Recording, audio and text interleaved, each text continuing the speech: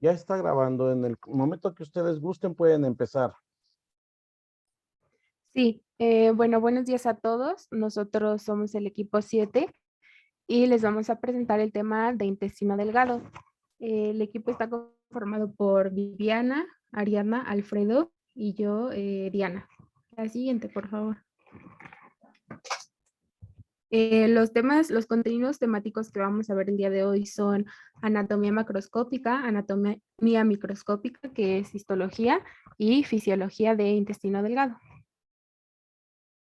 Bueno, esperemos llegar hasta fisiología, pero yo creo que con que terminemos bien anatomía e histología, me doy por bien servido el día de hoy. Adelante. Sí. Sí, gracias. Vamos a empezar con la anatomía macroscópica y vamos a tener que el intestino delgado se podría dividir en tres partes y vamos a comenzar con el duodeno. Ujú. El duodeno es la porción inicial y más corta del intestino delgado.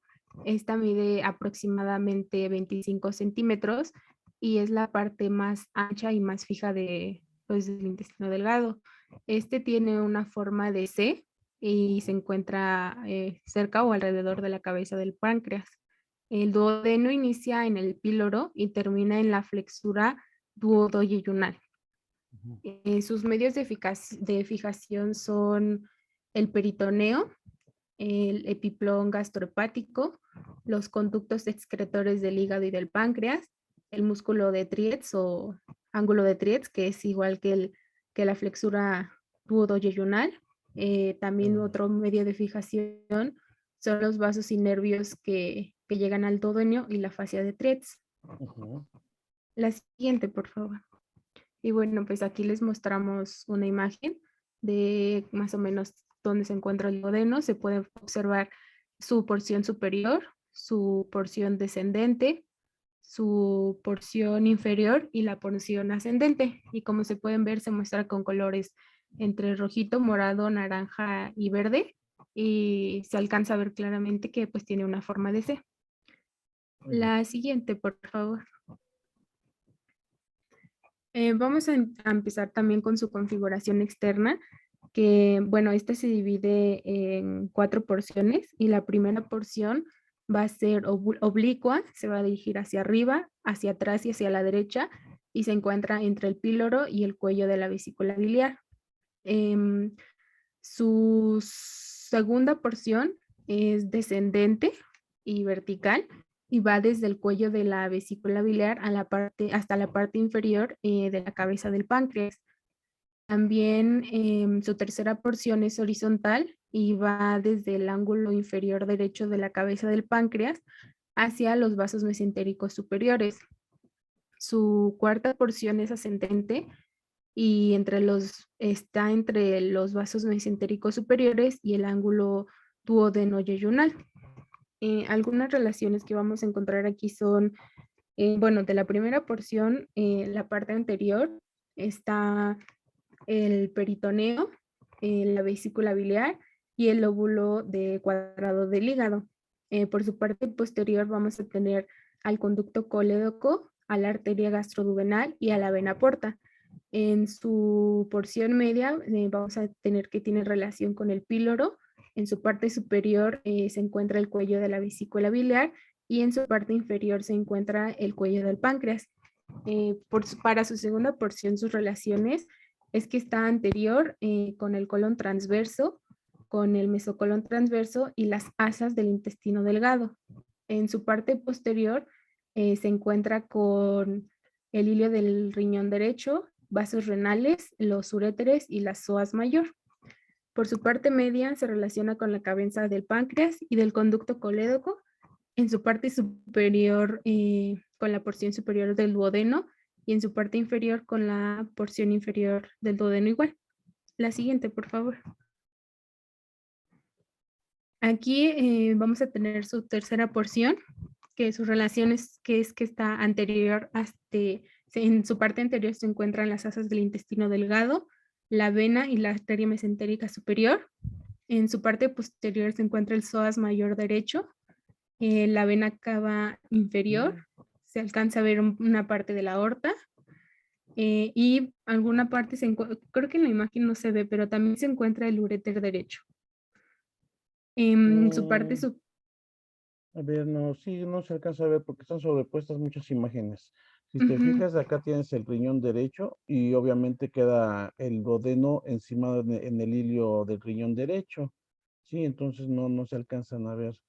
Aquí una imagen importante que estamos viendo en esta imagen del néter es que nos están quitando las dos hojas del mesocolon transverso que se van a insertar en la cara anterior del duodeno, en la cara anterior de la cabeza de páncreas, del cuerpo y cola del páncreas. Vean cómo se va poniendo esa estructura que es la raíz del mesocolon transverso. Y después vemos aquí donde les marcan, que le estaba diciendo ahorita Diana, la emergencia de los vasos mesentéricos superiores, cómo se relacionan esos vasos mesentéricos con el gancho del páncreas, con el lóbulo accesorio del páncreas, ¿sí? Y se van a insertar entre las dos hojas, pero ahora del mesenterio, ¿sí? El mesenterio va a surgir desde ahí también, desde a nivel de L2, y va a empezar a insertarse tanto en la cara anterior del lóbulo accesorio del páncreas, así como en la cara anterior de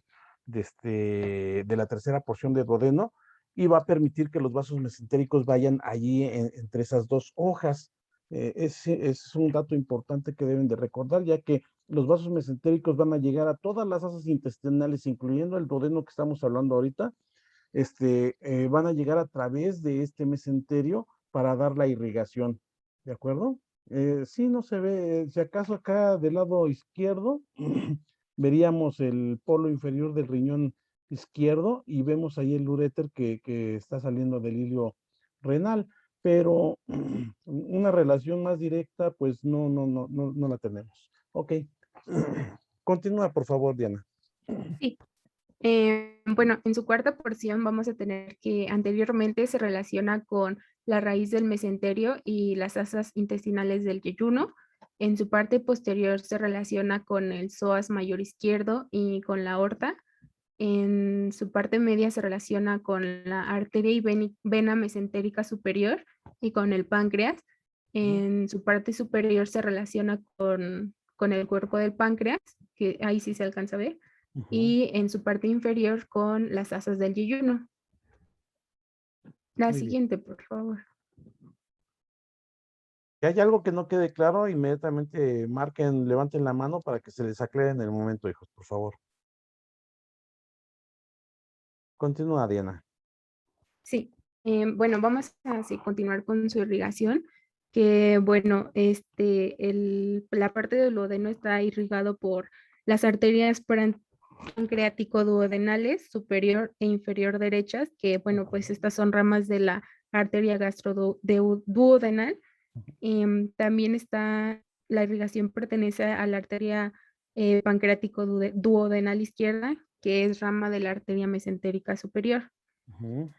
Aquí se pueden observar en la imagen, tenemos a la arteria pancreático-duodenal posterior inferior, que es la que les mencionaba, y su drenaje venoso pertenece a la vena pancreático-duodenal inferior derecha, que bueno, pues esta va a desembocar en la vena mesentérica superior. También la vena pancreático-duodenal superior derecha, que pues termina o drena en la vena porta, y la vena pancreático-duodenal izquierda, que drena en la mesentérica superior. La Muy siguiente, bien. por favor. Su drenaje linfático está dado por los ganglios linfáticos anteriores que drenan a los pancreático-duodenales y a los ganglios pilóricos. También está dado por los ganglios linfáticos posteriores que drenan en los ganglios linfáticos mesentéricos superiores. Su inervación está dada por el nervio, por el décimo par craneal, que es el nervio vago, y por los nervios esplénicos mayores y menores. Estos van por la vía de los plexos celíacos y los plexos mesentéricos. Muy bien. Entonces, eso es importante que lo recordemos. Todo nuestro tracto digestivo, a partir del esófago hasta la línea alba en el intestino grueso, va a tener una doble inervación. Una inervación extrínseca y una inervación intrínseca. La inervación extrínseca representada, como les decía ahorita Diana, en primer lugar por una inervación colinérgica, vagal, ¿sí? A través del décimo par craneal, ¿sí? Del nervio vago. La inervación simpática a través de los plexos esplácnicos que forman parte del plexo solar o celíaco y que nos va a estar dando la inervación adrenérgica o simpática para todo nuestro tracto digestivo. Y por último tenemos a la inervación propia del tubo digestivo, que dijimos también se va a presentar a partir del tercio medio del esófago, como ya lo habíamos visto en anteriores clases.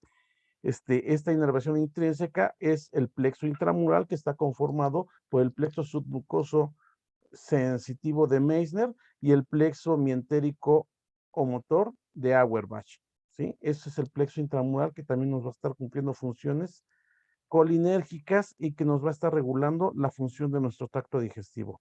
Muy bien, Diana. ¿Qué más?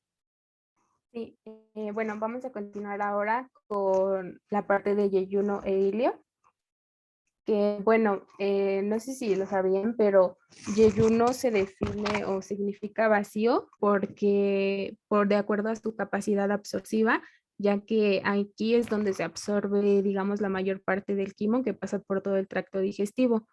Y bueno, ilion lo podemos definir como plexuoso o tortuoso porque es muy largo, esa parte es la más larga de estos dos divisiones del intestino delgado y pues tiene muchas curvas.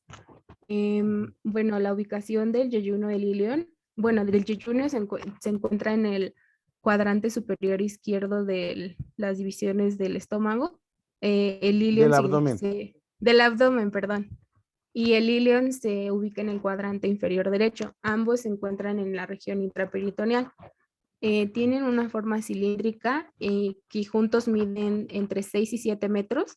Y el de estas partes, bueno, digamos que el yeyuno representa 2/3 partes y el ilion representa 3/5 partes, porque como les había mencionado, el ilion es un poco más largo.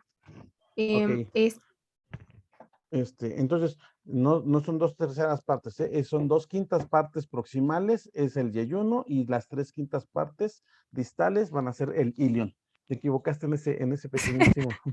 No, son Sí, 2/3. perdón, ¿Sí? 2/5 partes, Aquí, perdón. fíjense, en esta diapositiva que le está poniendo Diana, es muy didáctica, muy padre, muy buena, porque les está poniendo las 3 porciones del intestino delgado. Como ustedes pueden ver, así como les dijo ahorita Dianita, es uno de los segmentos más largos del tubo digestivo, ¿sí? Llega a medir entre 6 a 7 metros. Bueno, estas son, me imagino que ya medidas en cadáver, porque en el individuo vivo manejamos nosotros que mide entre 3.5 hasta 4.5. Esto por la tonicidad muscular, ¿sí? Se acorta un poquito.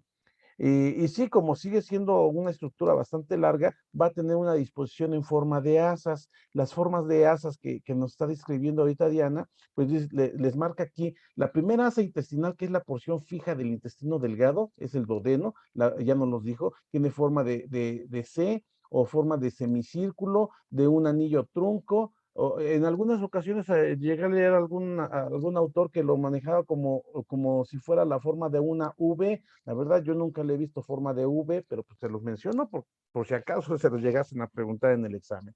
¿Ok? Todas esas formas le dan a la primera porción del intestino delgado, que es este duodeno, que su nombre como etimológicamente pues, significa 12 traveses de dedo, ¿sí? Por eso de ahí que su nombre sea duodeno. Como les decía Diana, pues, esta es la porción fija, está adosada a la cabeza del páncreas, ¿sí? Y se encuentra fija hacia la porción posterior, ya habíamos mencionado, por la raíz del mesocolon transverso. Llega hasta la flexura duodeno-yeyunal, ¿sí? O ángulo de Treitz. Este es un punto anatómico importante que nosotros tomamos en la clínica para decir cuando el tracto digestivo presenta un sangrado digestivo, todo lo que sea previo a este ángulo de Treitz, vamos a decir que es un sangrado de tubo digestivo alto. Todo lo que veamos nosotros que sea un sangrado después del ángulo de Treitz, pues ya se considera un sangrado de tubo digestivo bajo, ¿sí? Entonces, por aquella de las situaciones que les llegasen a preguntar cuando ya estén rotando en el hospital y que vayan en el área de cirugía, los cirujanos son muy dados a tomar este punto de referencia. Entonces, vemos nosotros que después de este ángulo de trace se empieza a plegar el intestino, y si se fijan la forma de plegarse del intestino del yeyuno va a ser en la porción, principalmente en la porción superior derecha, perdón, izquierda, y en forma de asas horizontales, ¿de acuerdo? A diferencia del ilion, que se va a ubicar principalmente en la porción inferior izquierda en mayor relevancia, y sus asas van a ser verticales, ¿de acuerdo? Esto es únicamente se acomoda, se dispone de esa forma por la situación que guarda con el mesenterio, que es una estructura que le da fijación a yeyuno ilion, y además por los giros embriológicos que se llevaron a cabo cuando se formó el intestino delgado y se hizo esa hernia fisiológica fuera del embrión. Entonces, este, por esa razón van a adoptar esa posición las asas intestinales. Adelante, Diana. Sí, gracias. Bueno, como les mencionaba el doctor, los límites van desde el ángulo duodenoyeyunal, perdón, Ángulo de tres, dile. hasta ángulo de 3. Sí, es más fácil, que es justo donde termina el duodeno y donde empieza el yeyuno. Sus medios de fijación, bueno, como no es un órgano fijo, pues su medio de fijación es el mesenterio, que está formado por 2 hojas de peritoneo. La siguiente, por favor. Sus relaciones anatómicas, bueno, vemos que en la parte superior se relaciona con el colon transverso y con el duodeno.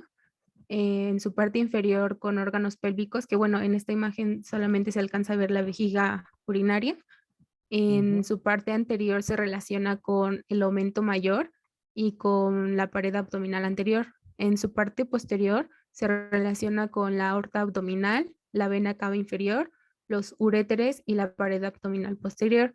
En su parte lateral derecha se relaciona con el colon ascendente y en la parte lateral izquierda con el colon descendente. Aquí es importante destacar que, bueno, los omentos o epiplones mayores que no están señalados en la imagen de arriba, son los que están cubriendo, digamos, toda esta parte de los intestinos, pero cabe destacar que este aumento cubre totalmente a la porción del yeyuno y parcialmente a la porción del ilio, porque si podemos ver de abajo, pues no llega en su totalidad a cubrirlo completo. La siguiente, por favor. En las personas muy delgadas sí llega a ocurrir esta situación de que el aumento no sea tan prominente. En las personas que somos gorditos sí llega a tener un poquito más de longitud, e incluso en algunas ocasiones llega a darnos hasta problemas cuando no se cierran los anillos inguinales, y ese aumento se llega a meter ahí en los anillos inguinales, y esto nos puede formar una hernia. ¿Sí? Entonces, sí, sí, generalmente sí, en lo habitual, como se estudia en la mayoría de los individuos, pues sí decimos el aumento mayor o delantal epiploico está cubriendo parcialmente a esas asas intestinales, dejando la porción inferior o distal del ilion desprovista de esta protección del aumento. ¿Ok? Muy bien. ¿Qué más, Dianita? Sí, vamos a empezar ahora con la irrigación, que pues bueno, la irrigación está dada por la aorta abdominal, se dirige después hacia la arteria mesentérica superior, después a las arcadas yeyunales e ileales, después a las arterias rectas. Y aquí se los subrayé en un recuadro, digamos, las arterias principales. Y bueno, las arcadas yeyunales se llaman así porque pues ahí los arcos de anastomosis derivados de la arteria mesentérica superior pues se forman así como en tipos arcos y de ahí después se vuelven rectos.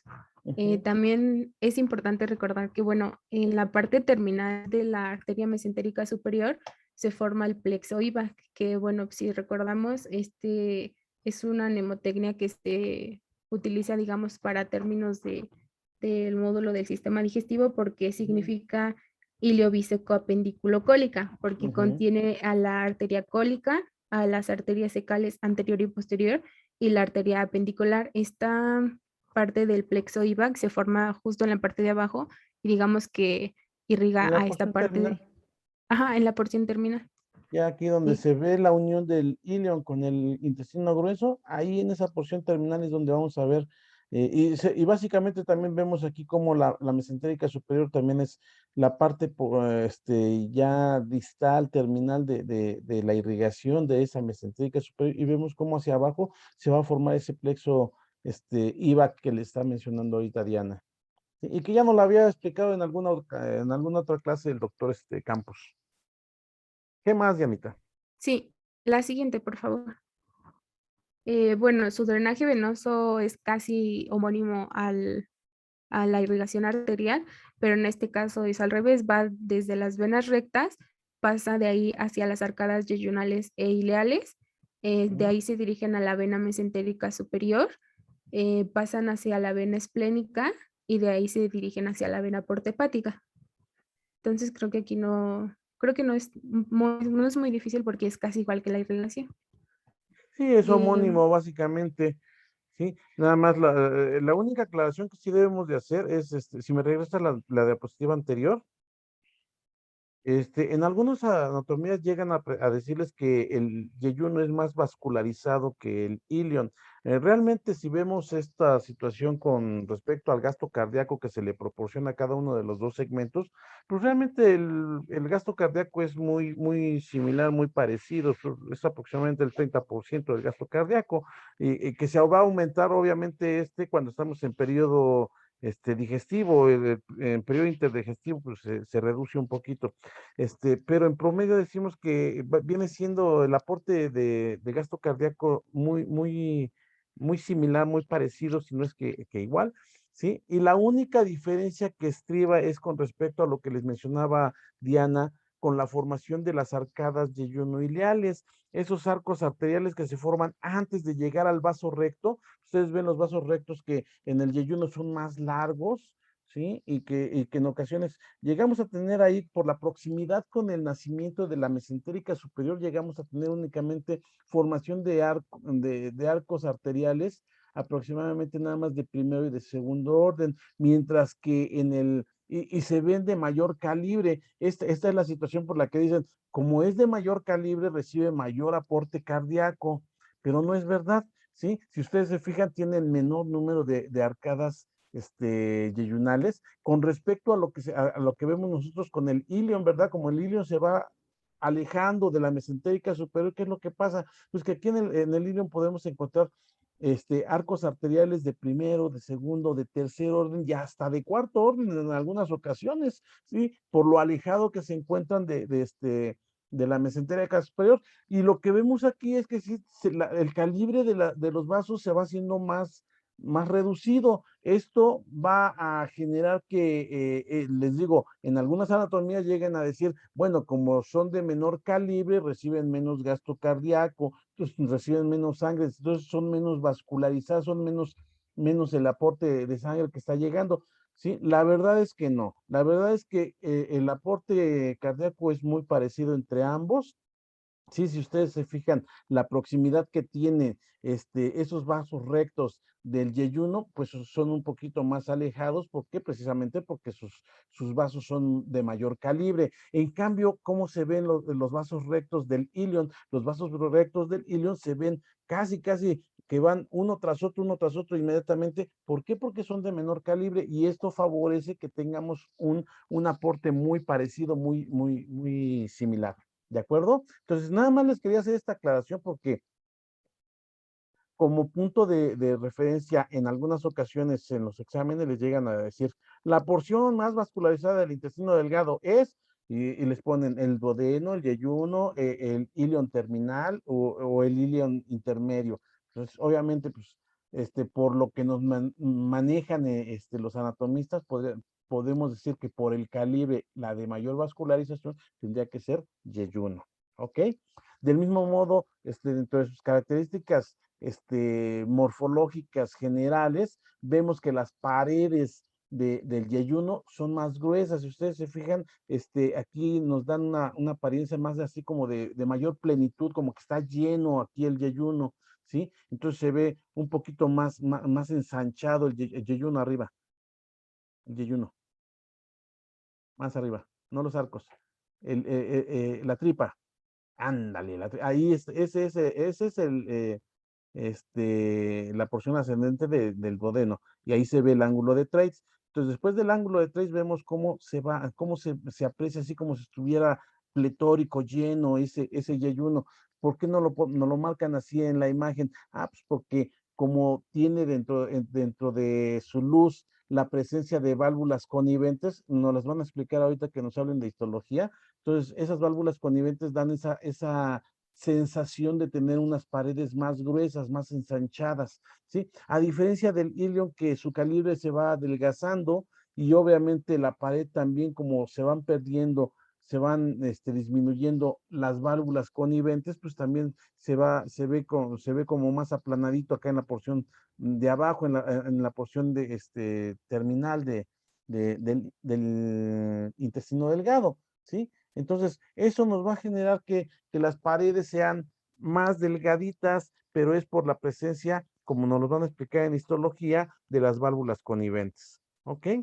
Algunas características que quería que mencionáramos con respecto a la anatomía de yeyuno ilion y obviamente de su vascularización. Y como les dijo Diana, aquí tenemos la gran ventaja de que el drenaje venoso va a ser exactamente igual, pero en sentido contrario al de los vasos arteriales, ¿sí? Empezamos a recolectar la sangre en los plexos submucosos de intestino y de ahí van a pasar a los vasos rectos, ¿sí? Y de los vasos rectos van a llegar a las arcadas ileales, venosas y así hasta llegar a su origen bueno, no a su origen, a su destino, en la vena mesentérica superior para comenzar su ascenso hasta llegar a nivel de L2, donde se van a samosar con la vena esplénica, con la vena esplénica y nos va a formar el tronco porta que va a ingresar en el hilo hepático al hígado. ¿Ok? Y de esta manera todo yeyuno ilion va a estar drenado a través de la vena mesentérica superior. Bien. ¿Qué más, Diana? Sí, vamos a continuar ahora con el drenaje linfático, que Ujú, bueno, encontré que está dado por los nódulos linfáticos juxtaintestinales, que estos se ujú, encuentran en la pared intestinal, también por los nódulos linfáticos mesentéricos, que estos se encuentran entre las arcadas arteriales y que les mencionaba hace rato el doctor, y también están dados por los nódulos superiores centrales que se encuentran en la porción proximal de la mesentérica superior. Estos van a drenar todos en la cisterna de Kilo. Bueno, pasan al tronco intestinal y de ahí drenan juntos en la cisterna de Kilo. ujú, La siguiente, por favor. Su inervación. Bueno, la inervación simpática está dado por el plexo celíaco y por el plexo mesentérico superior. Y su ujú, inervación parasimpática está dada por el décimo par craneal, que es el nervio vago. ujú. La siguiente, por favor. Aquí, bueno, les pusimos una tablita con las diferencias entre Yeyuno e Ilion, porque bueno, por ahí vi un artículo que decía que ahora se maneja el término Yeyuno e Ilion de manera junta, porque Ujú, digamos que no tiene una división concreta como la división del duodeno y del Yeyuno, que pues digamos los divide están juntos, pero sus características son diferentes y eso es lo que lo diferencia. Por ejemplo, el yeyuno es de color rojo oscuro, mientras que el ilion es de color rosa pálido. Su ujú. diámetro del yeyuno es de 2 a 4 centímetros y del ilion es de 2 a 3 centímetros, es decir, empieza de una manera más gruesa y de ahí va, digamos, su diámetro va descendiendo hasta hacerse un poco más delgado. Ujú, La pared del yeyuno es muy gruesa y fuerte y la pared del ilion es delgada y ligera. Su ujú, vascularización, bueno, ya no la había explicado también el doctor, que se considera que en la vascularización del yeyuno es mayor y en la ujú, del ilion es menor. Sus vasos rectos, como ya lo habíamos dicho, en el yeyuno son más largos y en el ilion son cortos, por ujú. su distancia más que nada. Sí, Eh, sus claro. arcadas, sus arcadas arteriales que les mencionamos que se formaban, Algunas de las arcadas del yeyuno son más grandes y las arcadas del ilion son un poco más pequeñas y cortas. Ujú, Su grasa que van a tener en el mesenterio, en el yeyuno es menor comparada con la del ilion. Y bueno, los pliegues circulares en el yeyuno son grandes, altos y numerosos, mientras que en el ilion son bajos y escasos, y en algunas ocasiones se considera que son ausentes en la porción distal. ujú. También sus nódulos linfoides o linfáticos en el yeyuno son un poco más escasos, mientras que en el ilion son más numerosos. Esos pliegues circulares que le está mencionando ahorita Dianita son lo que le estaba mencionando yo, que se les denomina con el nombre de válvulas semicirculares, válvulas de Kerpin, válvulas coniventes, plicas. Dejen ver si me acuerdo de más nombres con los que los denominan. Ya les dije semilunares también. Sí. Oh, sí, semilunares, semicirculares, coniventes, bueno, creo que son todos, ¿sí? Pero reciben diferentes nombres y son esos pliegues que le está mencionando ahorita Diana, ¿de acuerdo? Y era lo que le estaba mencionando hace rato, que debido a la amplitud que tienen estos pliegues, estas válvulas en la porción mm, proximal del yeyuno, pues hace que su pared se vea más engrosada, más fuerte. ¿Sí? Con respecto a los nódulos linfoides, esto sí es importante que lo recalquemos. Bueno, nos lo van a decir ahorita que nos mencionen acerca de la histología de intestino delgado, pero lo vamos a recalcar aquí nosotros porque es importante que ustedes lo recuerden, ¿sí? En la porción de yeyuno son escasos porque hay más que nódulos de tejido linfoideo acumulado, lo que encontramos es tejido linfoideo disperso, por eso se ven así como si fueran muy escasos, ¿sí? Pero sí tenemos presencia de esos nódulos, mientras que en el ilion, ahí vamos a tener un gran número de estos acúmulos linfoideos y se llama tejido linfático acumulado, ¿sí? O también denominado con el nombre de placas de Peyer, por eso les digo, cuando estemos en la histología ahí nos los van a explicar. Pero aquí de una vez también les menciono que anatómicamente estas placas de Peyer que se van a acumular en la lámina propia del ilion, y va a ser principalmente en el ilion terminal, estas placas de Peyer se van a distribuir en el borde antimesentérico. Si me regresas una de las diapositivas donde se vea mesenterio que estén volviendo ahí, esa está bien. Sí, en esta vemos nosotros como el mesenterio es ese tejido como amarillento que se ve, que se despliega desde la pared posterior y que va a envolver hacia las asas intestinales. Si ese tejido amarillento, como más bien como si fuera color caqui, como color, no ese, porque ese es de que retiraron ahí parte del mesenterio, una de las hojas de mesenterio. Este que se ve hacia atrás como si fuera una sábana que está sosteniendo a todos los vasos mesentéricos, ¿sí? No sé si la puedan apreciar, esa exactamente, esa y se despliega hacia las asas intestinales, si ustedes lo ven. Nos quitaron la hoja que está del lado derecho, nada más nos dejaron la hoja que está del lado izquierdo, que está por abajo de los vasos mesentéricos y de las arcadas mesentéricas. Bien, bueno, esta hoja de mesenterio se le estudian diferentes aspectos, se le estudian principalmente ahorita vamos a hablar de tres aspectos. Uno, su sitio de inserción en la pared posterior, ¿sí? Vamos a decir nosotros que se inserta su raíz, esta hoja que vimos que nos retiraron es la raíz del mesenterio que se va a insertar en la pared posterior a nivel de L2, del lado izquierdo de L2. Va a llevar una trayectoria descendente de arriba hacia abajo, dirigiéndose de izquierda hacia derecha, describiendo una forma de S itálica, o sea, una S alargada. ¿De acuerdo?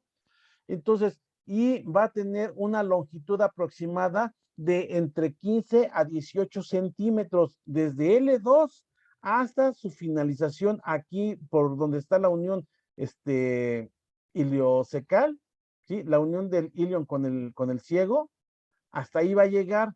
¿Y a qué va a corresponder en estructuras óseas a esa inserción de la raíz del mesocolon, perdón, del mesenterio? Va a corresponder a la articulación sacroiliaca del lado derecho. Entonces decimos que nuestra raíz del mesocolon, ay, dale, que la raíz del mesenterio va a venir desde el borde izquierdo de L2, ¿sí? Descendiendo en forma oblicua y describiendo una trayectoria en forma de S itálica hasta llegar a la articulación sacroiliaca del lado derecho. ¿De acuerdo? Y va a medir aproximadamente entre 15 a 18 centímetros. Ahora,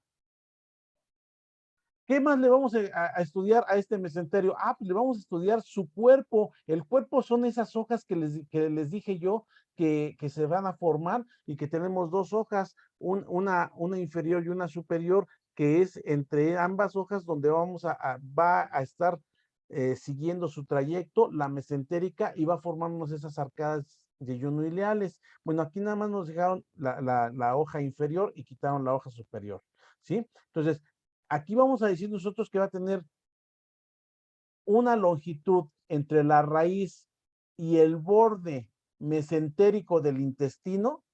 O sea, cuando hablamos de borde mesentérico del intestino, nos referimos a este borde que es donde se va a unir el mesenterio con la asa intestinal. ¿Sí? Sigan el trayecto de la asa intestinal y vean cómo aquí en su porción inferior, todo ese borde inferior se está poniendo en relación con esa hoja del mesenterio. Entonces, a ese le llamamos nosotros borde mesentérico del intestino, porque es el sitio donde se está uniendo el mesenterio con las asas intestinales, ¿ok? Y este va a medir aproximadamente, va a ser variable su longitud. Si ustedes lo pueden apreciar en la porción más alta, se puede ver que la longitud de la raíz hasta el borde mesentérico es bastante amplia, ¿sí? Entonces, ahí va a llegar a medir hasta 20 centímetros de longitud, y vemos en la porción más baja que ya prácticamente es muy pequeña la distancia, pero en promedio nosotros decimos que va a medir aproximadamente 20 centímetros del borde fijo, o sea, de la raíz hasta el borde, hasta el borde mesentérico del asa intestinal. ¿Para qué describo esto? Ah, porque si el intestino tiene un borde mesentérico, entonces tiene también un borde antimesentérico, ¿verdad? Y estábamos hablando ahorita de las placas de Peyer, porque las placas de Peyer se van a ubicar específicamente en este borde antimesentérico, que es el borde que vemos acá hacia afuera del intestino, que no se relaciona ni con las arcadas, ni se relaciona con el mesenterio. A este le llamamos, es exactamente, precisamente ese que está marcándonos con el cursor, a ese le llamamos borde antimesentérico. Y en ese borde antimesentérico es donde vamos a ubicar nosotros las placas de Peyer, ¿sí? En la lámina propia del ilion, sobre todo del ilion terminal, ¿sí? Se dice que los últimos 30, últimos 40 centímetros del ilion terminal son los que tienen mayor cantidad de placas de Peyer, o sea, de esos acúmulos linfoideos que nos estaba describiendo Diana, ¿sí? Y es una característica también anatómica e histológica que tenemos que tomar en consideración y que se las pueden llegar a preguntar. Entonces, sí queda bien entendido lo que es el borde mesentérico y el borde antimesentérico de las asas intestinales, ¿verdad? Y sí queda bien comprendido que los vasos mesentéricos van entre las dos hojas de ese mesenterio que estábamos describiendo ahorita, ¿verdad? Ahora, yo les di la longitud que mide la raíz del mesenterio. Les di las dimensiones de lo que llega a medir el cuerpo de ese mesenterio. ¿Cuánto mide el borde libre? Porque si tenemos un borde fijo, que es la raíz, también tenemos un borde libre. ¿Cuál es el borde libre? Pues el borde libre corresponde a este borde mesentérico que está uniéndose a las asas intestinales. ¿Cuánto llega a medir de longitud ese borde mesentérico? Pues va a medir las dimensiones que tenga el intestino delgado. Si nosotros vemos que mide el intestino delgado en el individuo vivo hasta 4.5 centímetros, 4.5 metros, pues entonces el borde mesentérico de ese mesenterio va a ser de 4.5 metros.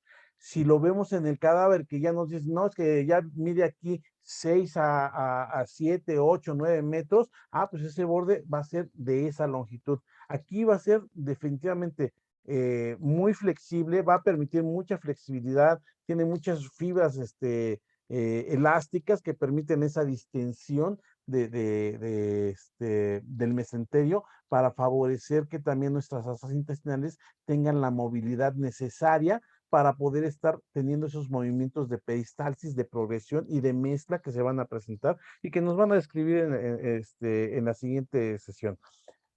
Ok, ¿qué más, Diana? Sí, también ahorita que estaba mencionando lo de las asas, se me pasó a decirle que las asas son horizontales en la parte del yeyuno y las asas ileales son verticales. Sí lo mencionamos, Dianita, sí lo dijimos. ¿Sí? Sí, tanto tú lo mencionaste como yo lo retomé cuando les di la explicación en esa diapositiva que pusiste que estaban de colores las 3 porciones de intestino delgado. Ah, perdón. No, no, no, no te disculpes. Nada más te aclaro que sí, sí lo mencionaste y también yo lo retomé nuevamente en la explicación. ¿Sí? Muy bien. Ah, bueno. ¿Qué más, Diana? Y bueno, de anatomía, eso sería todo y ya pasaríamos con histología. Ujú. Ok, muy bien. Chicos, dudas, preguntas, aclaraciones, algo que quieran agregar con respecto a la exposición de anatomía de intestino delgado, No, doctor. No, ¿no? doctor.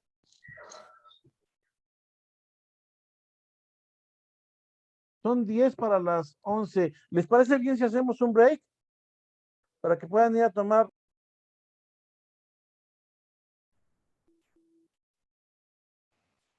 Sí, hola, yo soy Ariadna y les voy a hablar sobre la histología del intestino delgado.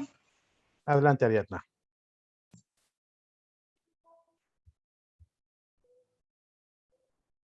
Bueno, para empezar, me gustaría como recalcar algunas cosas, que el intestino delgado consta de 3 partes, el duodeno, que es la parte más pequeña del intestino delgado, que mide aproximadamente unos 25 centímetros, el yeyuno, que mide 2.5 metros, y el ileón, que mide 3.5 metros. En total forman una longitud mayor a 6 metros.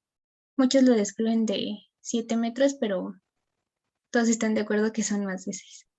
Ujú.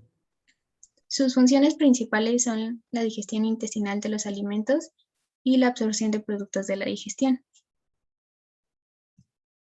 Histológicamente es muy parecido, pero consta con ciertas diferencias. Esto es lo más básico, es que consta de células caliciformes, que son estas azules de arriba. Estas células caliciformes son unas glándulas unicelulares que secretan mucina. También existen las células enteroendocrinas. Estas producen, bueno, se encargan de producir las hormonas endocrinas y paracrinas. Ujú. Además, también tienen las células de Panet, que estas son las encargadas de mantener la inmunidad innata del intestino delgado, así como de secretar sustancias antimicrobianas. Ujú. Además, se tiene una célula de absorción de la superficie, que son los enterocitos o también conocidos como células M. Básicamente son eso, son glándulas, bueno, células especializadas que cubren los nódulos linfáticos de la lámina propia y pues son células de absorción. Vamos a empezar con las válvulas de Cracking. Estos son pliegues transversales de la submucosa y mucosa que forman elevaciones semicirculares o helicoidales.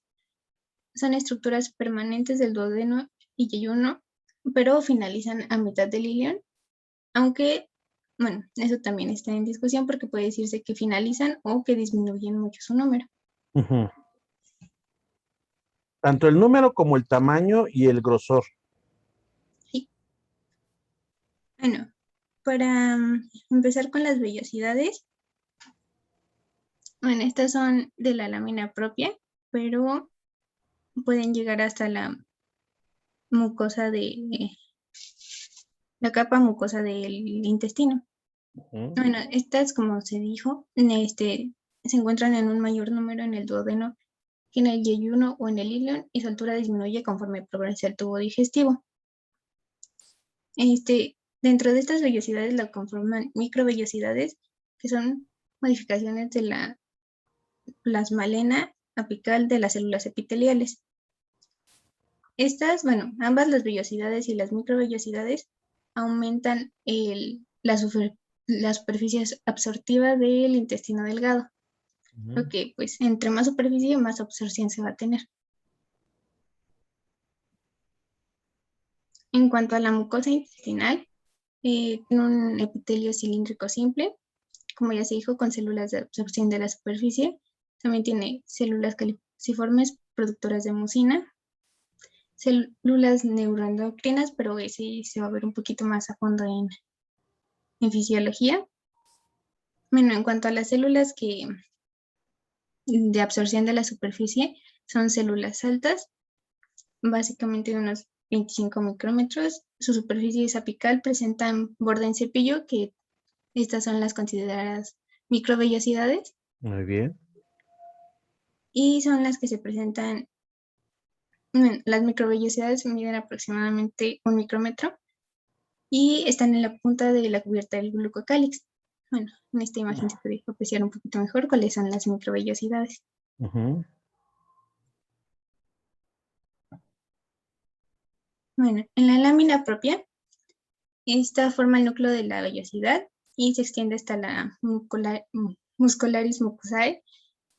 Esta también contiene células linfoides que protegen el revestimiento del intestinal de los organismos. Es lo que el profesor nos comentaba como las placas de Peyer, que son cúmulos de tejido linfático y están sensibilizadas para identificar antígenos. También se pliegan en las hojas de compresión de las criptas del Lieberkühn. En cuanto a las criptas del Lieberkühn, son glándulas tubulares simples que se componen de células de absorción de la superficie, que son listas. Las caliciformes, las regenerativas, que son las encargadas de ayudar a la creación de más células de las que siguen, las que son neuroendocrinas y las células de Panet. Estas células regenerativas, como les mencioné, son células madre que proliferan de manera extensa para repoblar el epitelio de las criptas, mucosa y las vellosidades. Si no mal recuerdo, estas células regenerativas pasan de aquí de la cripta y suben hasta La punta de la la vellosidad. punta y bueno, Ahí se se desvanecen. descaman. Y después, bueno, según yo, tienen una vida aproximada de una semana, máximo una semana. No, según lo que nos marcan los histólogos, el promedio de vida es de 4 a 6 días, o sea, sí va aproximadamente una semana, ¿ok? Sí. Muchas gracias, Ariadna. ¿Qué más?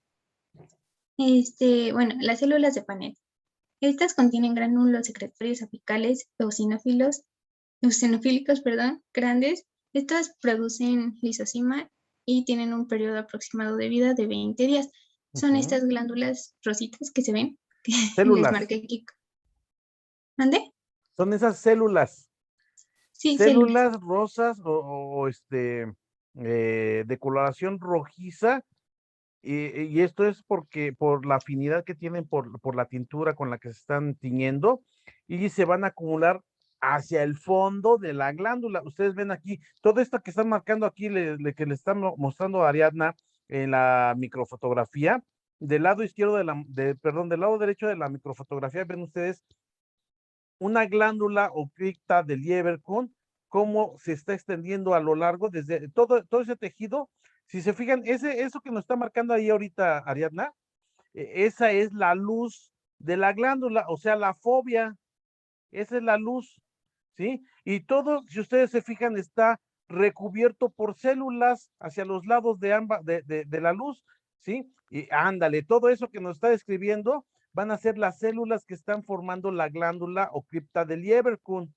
Y si se fijan hacia el fondo de la glándula, es donde vamos a ubicar a las células de Paneth. Ojo, las células de Paneth solamente las vamos a encontrar en el intestino delgado. En ninguna otra porción del tracto digestivo vamos a encontrar células de Paneth. Estas son características de intestino delgado. ¿De acuerdo?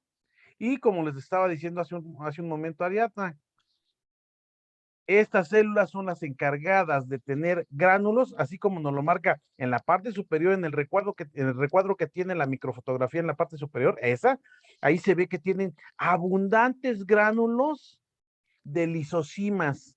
¿Qué son esas lisocimas? Les dijo Ariadna, pues son sustancias que producen las células de Paneth que nos van a ayudar a brindar defensa en el intestino. Van a hacer lisocimas que se van a encargar de lisar algunos cuerpos que pueden llegar a causarnos daños, algunas bacterias, algunos protozoarios, ¿sí? No todos, ¿sí? Y no tienen una especificidad real, por lo tanto, decimos que es parte de las defensas inespecíficas que tiene nuestro tubo digestivo.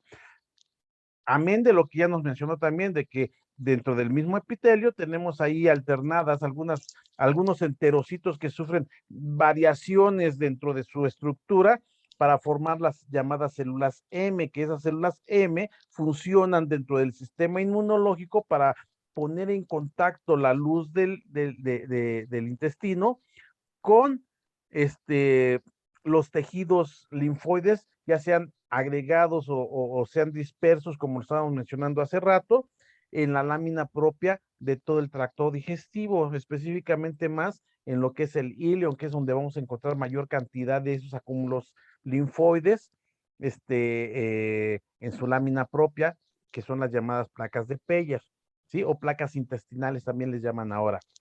Bien, aquí lo importante es de que sí veamos nosotros cómo les está marcando Ariadna en esta microfotografía que tenemos esa glándula intestinal del lado derecho, ¿sí? Y aquí en el recuadro que nos marcaba, que nos punteaba ahorita, pues obviamente cómo están enmarcando básicamente a las células de Paneth, que son características de intestino delgado. Acá en el otro recuadro más chiquito, también ahí nos están enmarcando lo que son esas células de Paneth, ¿sí? Entonces, eso es importante. Y hacia la parte más baja de la microfotografía, pues nos marcan ahí como esas glándulas intestinales, ¿sí? Esas criptas de Lieberkühn ya se ponen muy en contacto con lo que vendría siendo tanto la lámina propia como la muscular de la mucosa, ¿sí?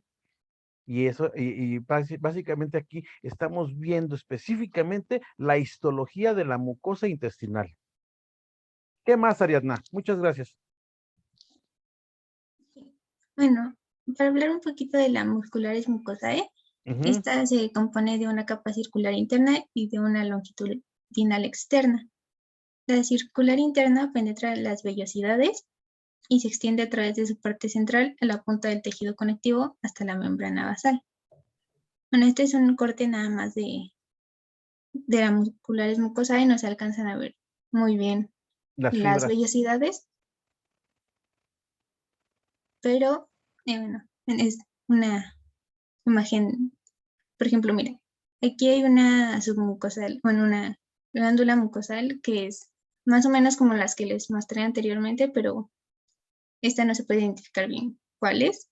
Pero, nada más porque, perdón que te interrumpa, Ariadna, nada más por la situación de que nos están marcando aquí dentro de la diapositiva que hay presencia de glándulas submucosas, les puedo decir que este corte histológico es de duodeno.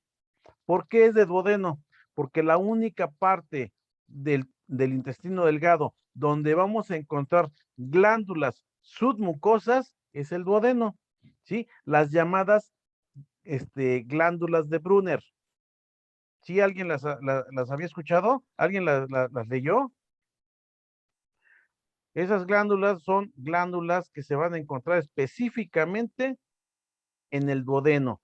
A partir de la segunda porción de duodeno podemos encontrar nosotros estas glándulas de Brunner o glándulas submucosas.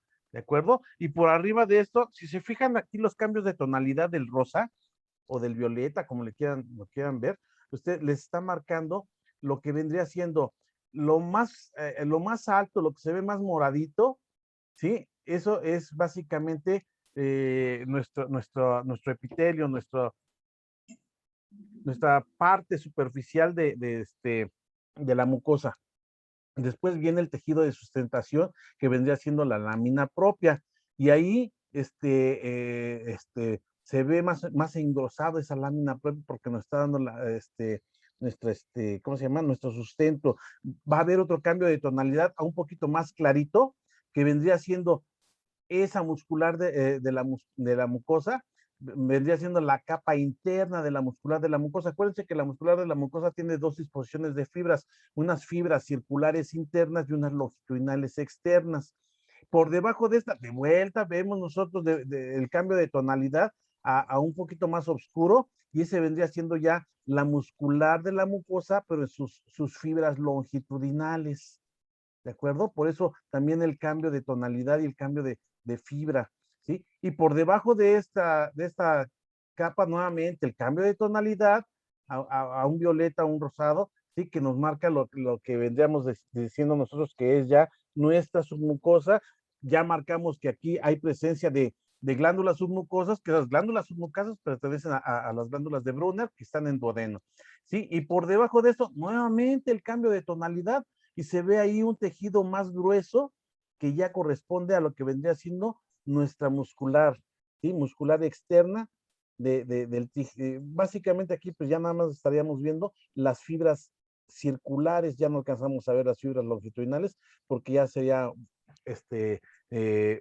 tendríamos que tener una microfotografía un poquito más amplia, pero vemos aquí esas fibras circulares de la muscular propia del intestino delgado. ¿De acuerdo? ¿Qué más, Dianita? A ver, ¿qué otra cosa nos ibas a decir? Bueno, en cuanto a la submucosa, está constituida por un tejido conectivo denso, irregular y fibroelástico. En esta son abundantes el abastecimiento linfático y el vascular. En esta, su inervación es dado por el plexo submucoso de Meissner, que como nos había comentado anteriormente el profesor, el doctor, es encargado de el movimiento y la correcta funcionalidad del intestino.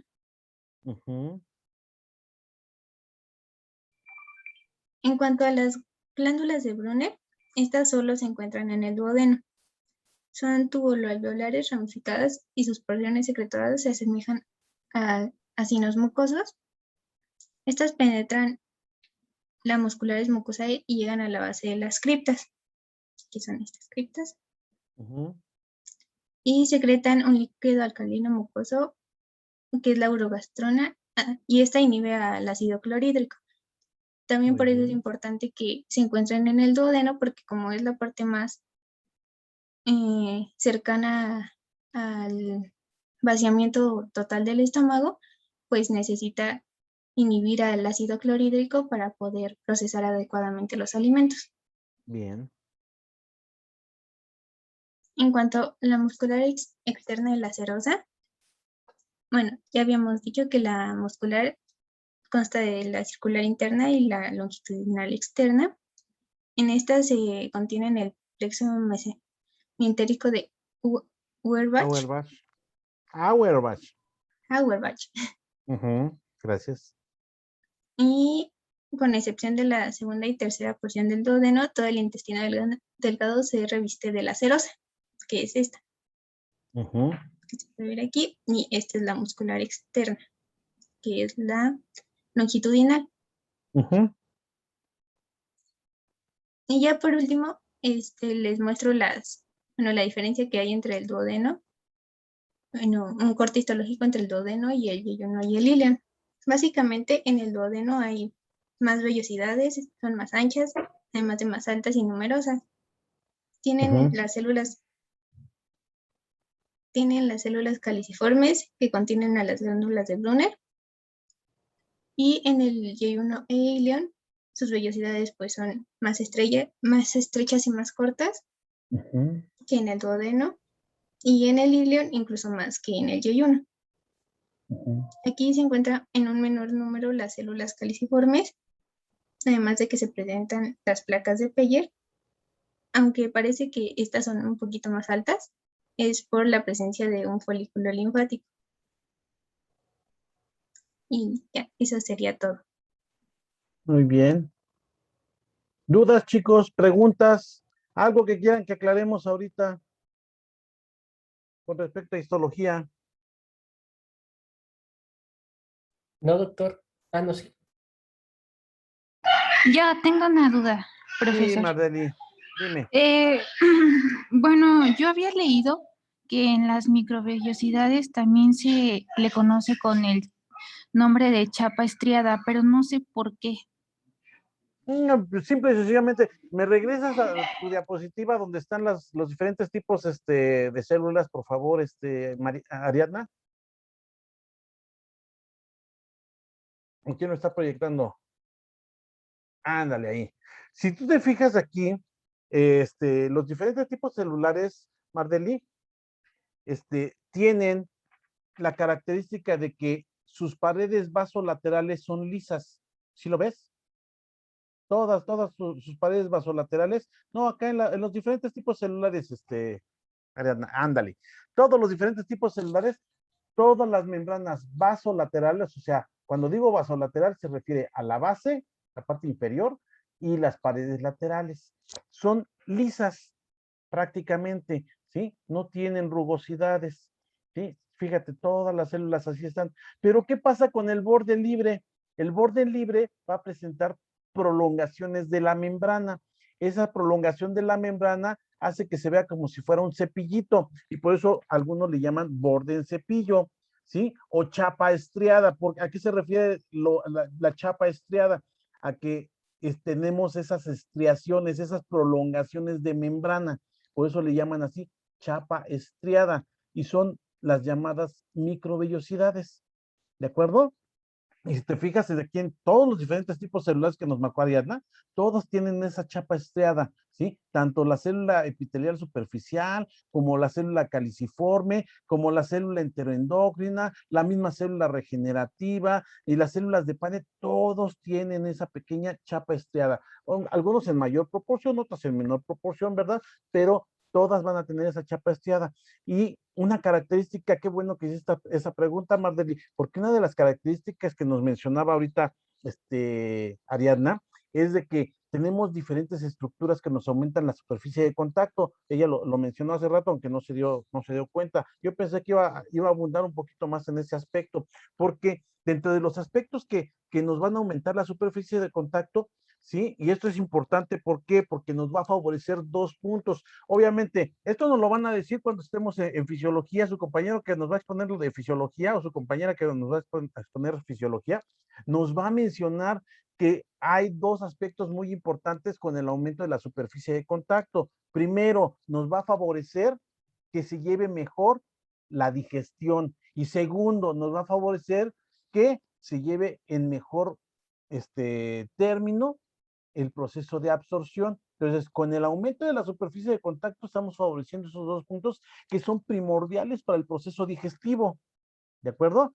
Ahora, como ya sabemos que es importante la superficie de contacto, entonces tenemos que decir qué nos está aumentando la superficie de contacto dentro de nuestro tracto digestivo, específicamente aquí en el intestino delgado, que como le estaban marcando ya desde la anatomía, es un segmento del tubo digestivo que en su mayor proporción la funcionabilidad va más encaminada a la absorción de sustancias, ¿sí? Aunque ya veremos en fisiología que están muy equiparadas tanto la función secretora, la función digestiva y la función absortiva, ¿sí? Van muy equiparadas, van muy de la mano. Entonces, no podemos decir que una es más importante que la otra, porque si no tenemos una buena función secretora, ¿qué va a pasar con la función digestiva? Pues se va a alterar, ¿verdad?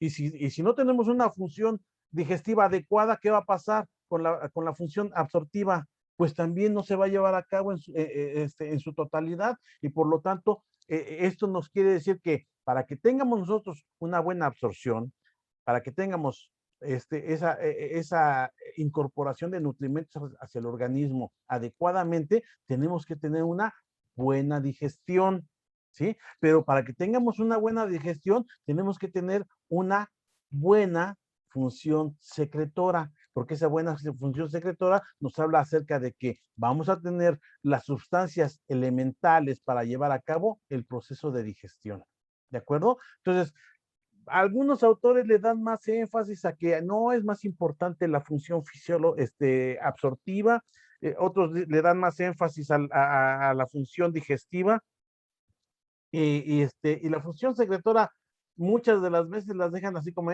sí, secreta algunas sustancias, entre ellas hormonas y entre ellas jugo intestinal, punto. Y hasta ahí lo dejan, no lo tocan.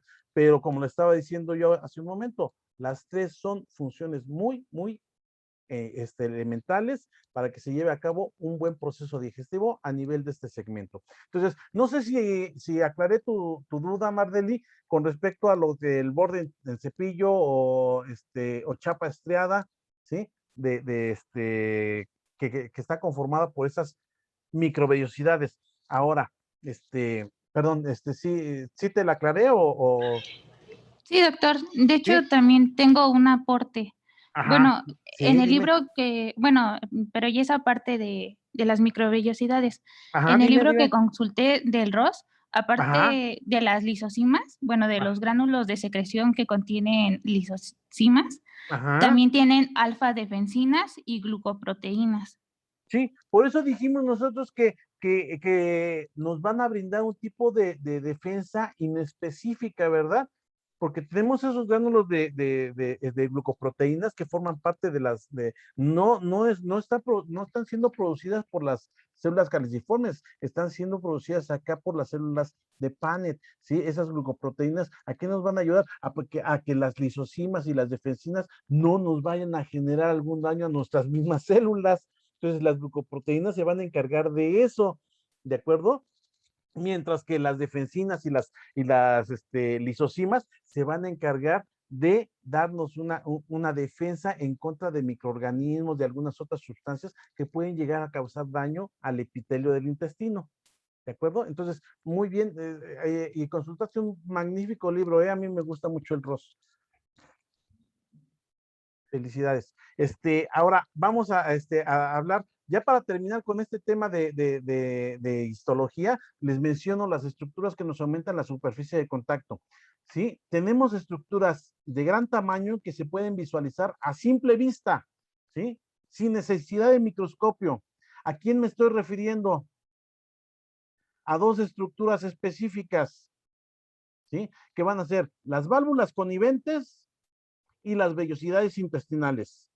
¿Sí? Esas dos estructuras, nada más con ustedes con ver un corte de intestino, van a decir, esta es una vellosidad y esta es una válvula conivente. ¿Sí? En algunas ocasiones, bueno, no en algunas, de una vez se los voy a hacer notar a ustedes también. Cerramos la presentación un momento para que me vean en el pizarrón, por favor. Eso, muy bien. Ahora déjenme abrir mi... ok, ahí estamos. Y vamos a borrar esto. Muchos de ustedes han llegado a tener la oportunidad de degustar en alguna ocasión en su casa o en algún restaurante un platillo que se llama menudo, ¿verdad? O pancita. ¿Sí lo conocen? Sí, doctor. Sí, sí lo han comido. Daniela sí lo ha comido. ¿Sí? Yo también y me encanta, ¿eh? Bueno, los que no hayan tenido la oportunidad, díganle a su mamá, oye, mamá, prepárame un menudo, ¿no? Pues para saber de qué está hablando el profesor, porque dice que es un platillo muy rico, muy exquisito y la verdad es que es bastante, bastante delicioso. ¿Verdad, Dani? A mí no me gusta, pero sí lo conozco. ¿No te gusta? No. Bueno, dentro del platillo tenemos algunas piezas del tracto digestivo que se nos sirven básicamente para degustarlo, ¿sí? Y entre ellos tenemos una pequeña pieza de tubo digestivo que le llaman libro. ¿Sí lo conoces, Dani? Sí, ¿Sí? Ah, bueno. Ese libro es vamos a hacer un pequeño corte, ¿sí? Una estructura más o menos así de este tipo.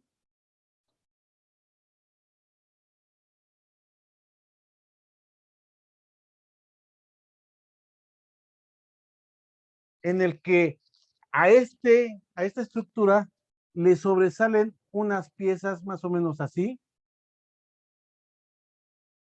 que le llaman hojas, son las hojas del libro. ¿Sí lo has visto, Dani?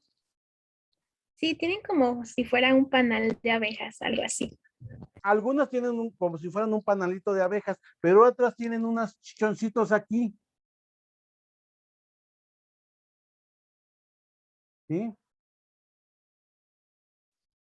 Bueno, pues este libro que les estoy diciendo, básicamente nos está ejemplificando dos de las estructuras que aumentan la superficie de absorción. Esas hojas que se desprenden aquí se llaman válvulas coniventes, válvulas semilunares, válvulas circulares, plicas, o como le quieran llamar ustedes. ¿Sí? Estas hojas que se separan hacia arriba se les llama de esa manera. ¿Sí? Son las válvulas coniventes, las podemos ver a simple vista. Y esos pequeños chichoncitos que tiene ahí, esos chichoncitos corresponden a las vellosidades intestinales. ¿De acuerdo? Entonces aquí tenemos dos estructuras que ya nos van a aumentar la superficie de contacto, ¿sí? Las válvulas coniventes y las vellosidades intestinales.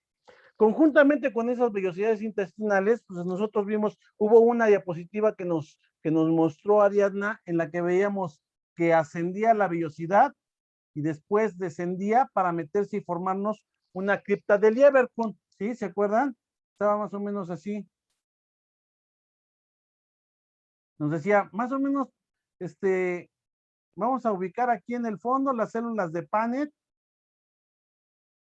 Aquí van a estar las células de Paneth y también aquí vamos a encontrar las células indiferenciadas y de aquí se forman los diferentes tipos de celulares, ascienden hasta llegar a la punta de la vellosidad y ahí en la punta de la vellosidad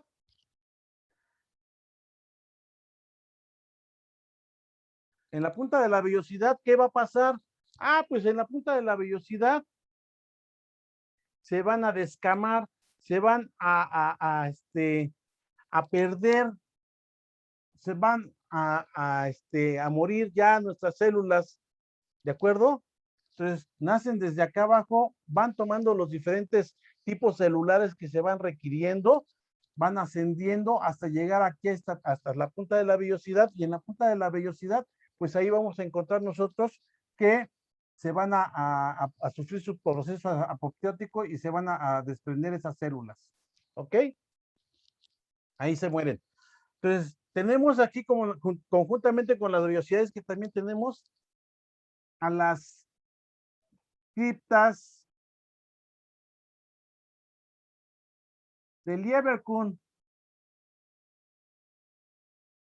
¿sí?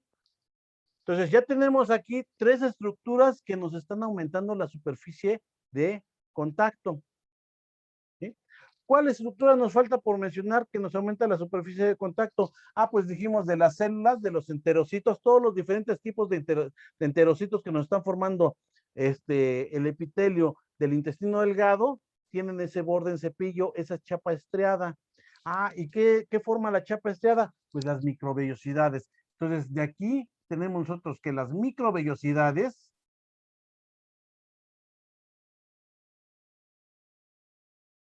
nos aumentan también la superficie de contacto.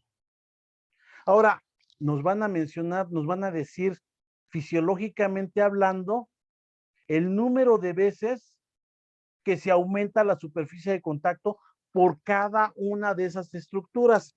Nos dicen que las válvulas coniventes, fíjense, entre más grande sea la estructura, menor es el número de veces que nos aumenta la superficie de contacto, ¿sí? Esto quiere decir que las más grandotas, ¿cuáles son? De las válvulas coniventes. Estas válvulas coniventes van a aumentarnos en la superficie de contacto 30 veces, perdón, de 7 a 12 veces. ¿Sí? Esto quiere decir que si una válvula conivente mide 1 centímetro, ¿cuánto será la superficie de contacto que nos la está aumentando? De 7 a 12 centímetros. De 7 a 12 centímetros. Fíjense, nada más una sola estructura. ¿Sí? Entre las vellosidades intestinales y las criptas de Lieberkühn, estas son en conjunto. ¿Por qué son en conjunto? Porque como dijimos, se continúa la vellosidad hacia la profundidad de la lámina propia y nos forma la cripta de Lieberkühn. Entonces esto se toma como una misma estructura que nos aumenta la superficie de contacto. ¿Cuántas veces nos aumenta la superficie de contacto esta estructura que es vellosidad intestinal conjuntamente con cripta de Lieberkühn? Nos lo aumenta alrededor de 15 veces.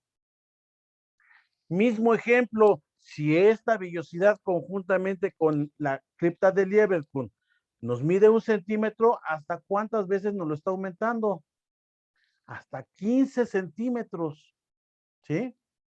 Pero fíjense una cosa curiosa, las vellosidades intestinales, las microvellosidades, perdón, que están tapizando tanto las vellosidades como las criptas de Lieberkühn, estas todas tienen en su borde libre microvellosidades y las microvellosidades nos van a aumentar la superficie de contacto 30 veces. Lo que quiere decir que si aquí tenemos que esta vellosidad y esta cripta de Lieberkühn nos dan 1 centímetro, ¿hasta cuántos centímetros nos la aumentan nada más por la presencia de microvellosidades? Hasta 30 centímetros. ¿Sí? Tal es el aumento en el número de veces por todas estas estructuras que se menciona fisiológicamente hablando para el proceso de digestión y de absorción, que si nosotros tuviéramos la posibilidad de desplegar, de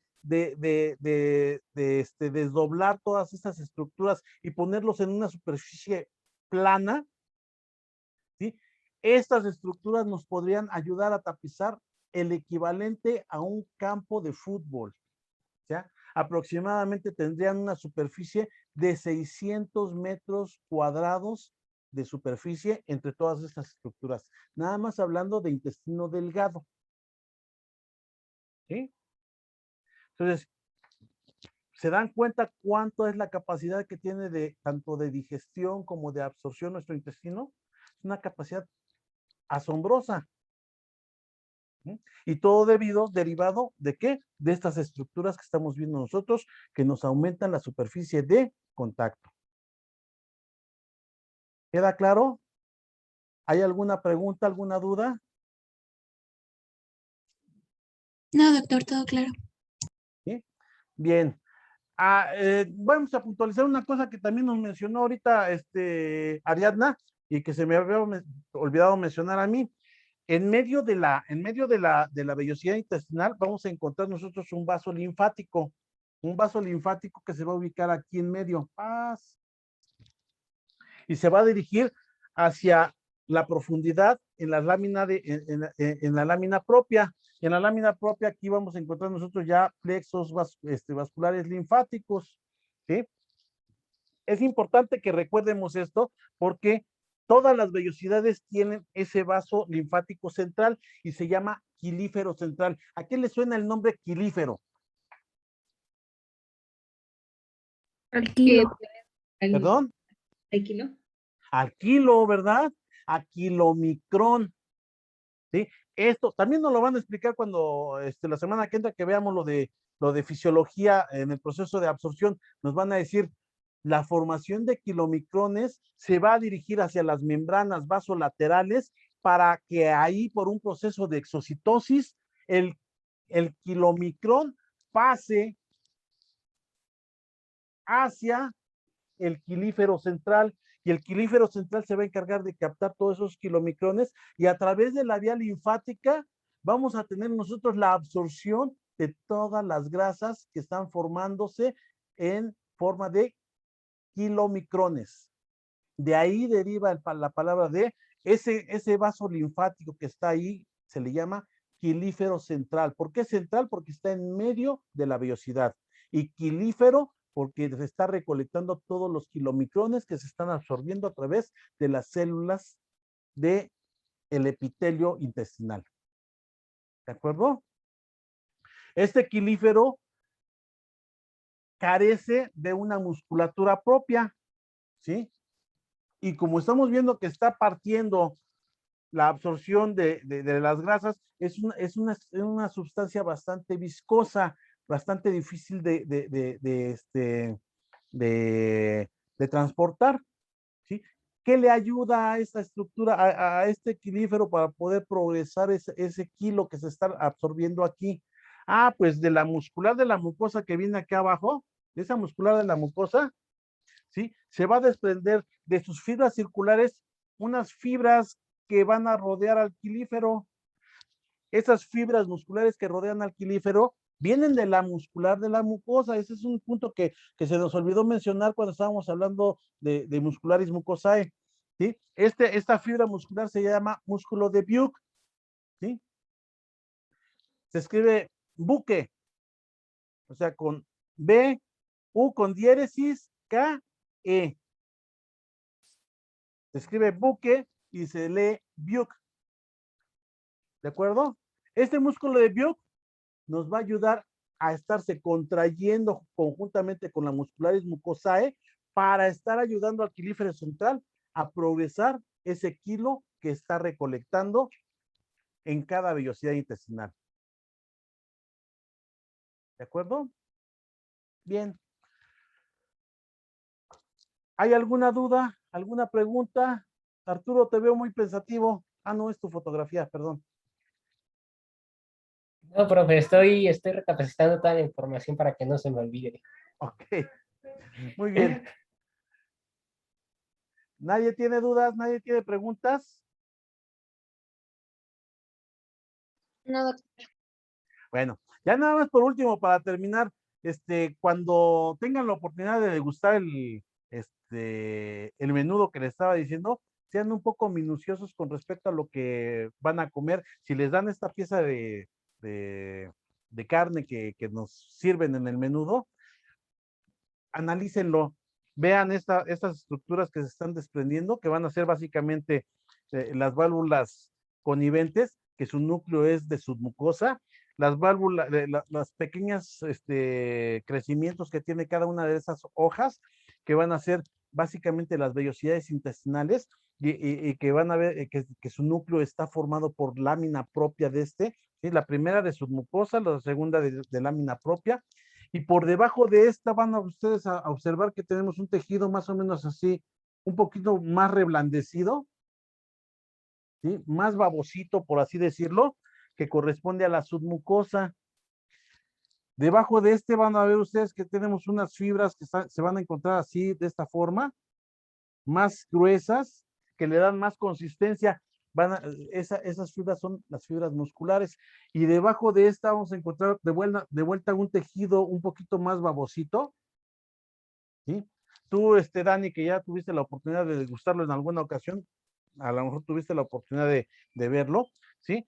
Eso va a corresponder ¿a qué? A la serosa, ¿sí? Y fíjense, en esta pequeña pieza de alimento que estamos llevando nosotros a degustarlo, ¿sí? Estamos viendo prácticamente toda la histología, ¿sí? Obviamente, en forma macro, toda la histología de nuestro intestino delgado, ¿sí? Estamos viendo lo que vendría siendo su epitelio con su submucosa, su muscular de la mucosa, su capa muscular externa y su capa serosa que lo está recubriendo. Estamos viendo prácticamente toda la histología de nuestro tubo digestivo, ¿sí? Entonces, cuando tengan la oportunidad, háganlo, ¿sí? De verdad, les invito a que lo degusten. Es un alimento muy rico. A mí me encanta, me gusta muchísimo. ¿Sí? Y bueno, si no hay otra cosa que mencionar, algo más que quieran agregar, alguna duda, alguna aportación.